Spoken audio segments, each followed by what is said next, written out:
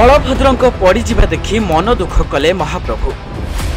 रथयात्रार बड़ घटन स्तब्ध होईगला सारा विश्व। पहंडी बेले एही कारण पई पड़ीगले प्रभु बलभद्र। एहा देखि मनउणा कले सान भाई भौणी। चलित वर्ष राज्यर बड़ पर्व रथयात्रा को शांतिपूर्ण भावे पालन करने को सरकार निष्पत्ति नैथिबा बेले रथयात्रार द्वितीय दिन में घटी जाइछि विराट अघटन। गोटी पहंडी समय खसी पड़िछंती बड़ ठाकुर बलभद्र।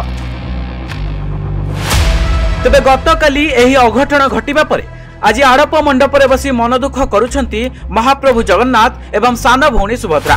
तेबे एहाकु देखि भक्त समावेश पूरा स्तब्ध होई पड़िछंती। तेबे कालीर ए अघटन रे सेवायत और श्रद्धालु माने मध्य आहत होइतिबा जणा पड़िछि। एबे एही घटना सामना को आसीबा परे चारिआडे एहाकु नै महाप्रभुଙ୍କ कामरे अवहेला पई निंदा करा जाउछि।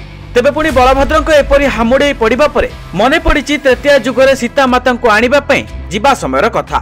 से समय मध्य प्रभु बलभद्र लक्ष्मण रूप में रामक सान भाई थिले एवं माता सीता को उद्धार करबा पई जिबा समय तांकर मेघनाथ सह युद्ध होइथिला एवं मेघनाथ को माय बाण रे आहत होइथिले प्रभु लक्ष्मण, जेउथिरे कांदी उठिथिले प्रभु श्रीराम। एबे मध्य समान प्राय घटना देखिबाकु मिलिछि। आ गतकालीर घटना परे महाबाहु सेमिति मन उणा करिसंती।